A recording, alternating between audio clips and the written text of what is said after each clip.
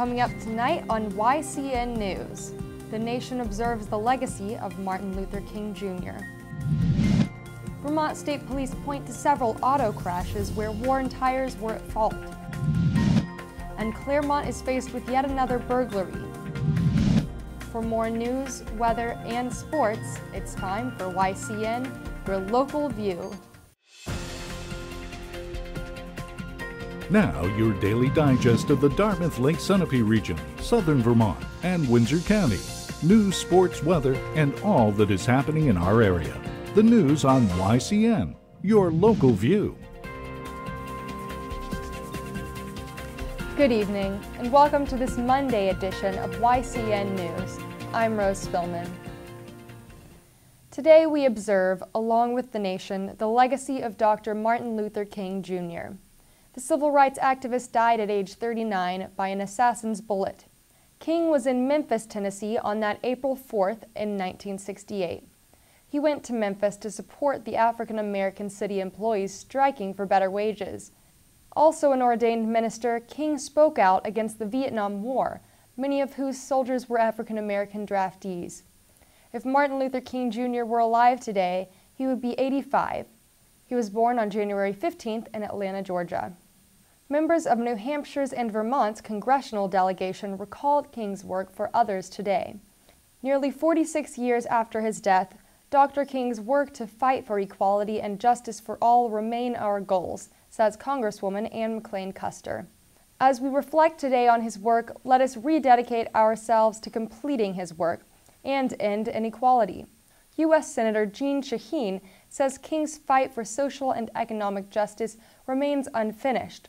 While it is true that it is against the law to discriminate on the basis of race, religion, gender, or ethnic background, not all Americans enjoy equal protection under the law, Shaheen says. Social mobility is grinding to a halt, she says. Shaheen says by working together, we will one day truly achieve King's vision for our country. When she governed New Hampshire, Shaheen says a proud moment for her was signing related legislation. As governor, Shaheen made New Hampshire the final state in the country to recognize Martin Luther King Jr. Day. This legislation was signed into law in June 1999.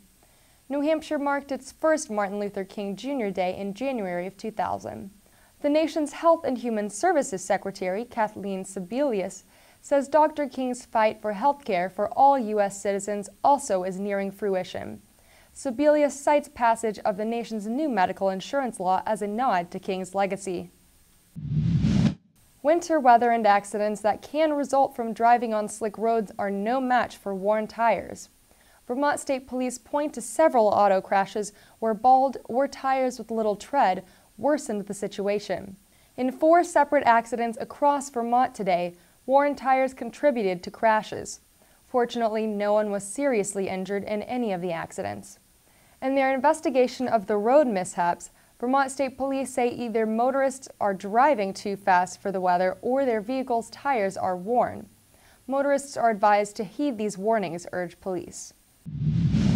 After the break, we'll hear about a Pittsford, Vermont man being held for allegedly assaulting a woman and the recent burglary at Claremont's Jiffy Mart on Maple Avenue. The YCN News continues in a moment. Welcome back to YCN News. I'm Rose Spillman. A 35-year-old Pittsford, Vermont man is being held on $25,000 bail for allegedly assaulting a woman inside the 16 Furnace Street home. Police say Jeffrey LaRouche and Jennifer Griffin argued and LaRouche threw a stereo at Griffin. The stereo hit Griffin in the head and caused a moderately sized wound. Griffin left the home and called police from a nearby home. Police came to the home around noon on Sunday. Griffin was taken to the Rutland Regional Medical Center in Rutland for treatment. Police arrested LaRouche on an assault charge. During the matter's investigation, police learned LaRouche was on supervised probation through the Rutland Probation and Parole Office. LaRouche was taken to the Rutland State Police Barracks. He was taken to the Marble Valley Corrections Center for arraignment later. As if Claremont didn't have one too many recent burglaries, along comes another. To date, No suspect has been arrested for the city's latest holdup on Thursday night. Claremont Police Chief Alex Scott says the male suspect is about 5 feet 8 inches to 5 feet 10 inches tall and of medium build. In the video cam photo, the suspect is shown wearing ski goggles, a pink scarf draped around his neck.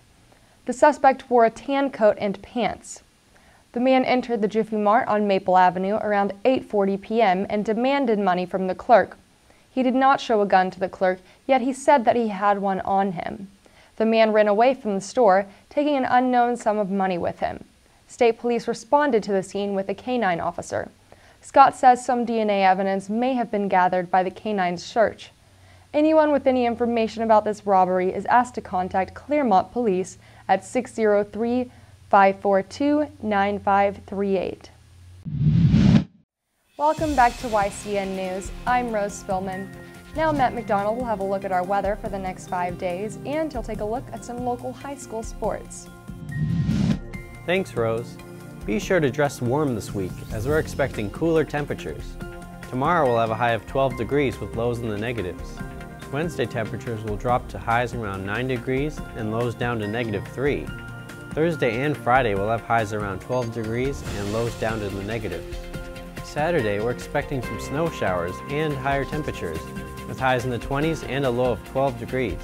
If you're looking to try something new this week, head over to the Etna Library in Etna, New Hampshire for a Chinese New Year program on easy knitting. The activity should be fun for families and children of all ages and takes place from 3 to 4 p.m. this Wednesday. Now let's look at some weekend basketball game results from our regional schools. Mascoma Valley Regional High School defeated Belmont 66-34 in a boys basketball game matchup. Once Mascoma had a scoring streak, the team just kept on going, eventually outscoring Belmont 27-0 in the second quarter. Another notable boys basketball game was Hanover versus John Stark. Hanover achieved the victory 54-36. Hanover is now 4 wins and 3 losses overall. In girls basketball, we had an intense game with Newport quarreling with Hillsborough Deering. In the end, it was Newport that won. They had 43 points against the opposing team's 16 points. Thank you for joining us for this Monday edition of YCN News. Don't forget to like us on Facebook and follow us on Twitter. And you can watch our programs anytime online at www.ycnnow.com. Be sure to tune in tomorrow to hear from Brenda Hanna, owner of the Simply Comfort restaurant in Claremont. I'm Rose Spillman for YCN, your local view. Good night.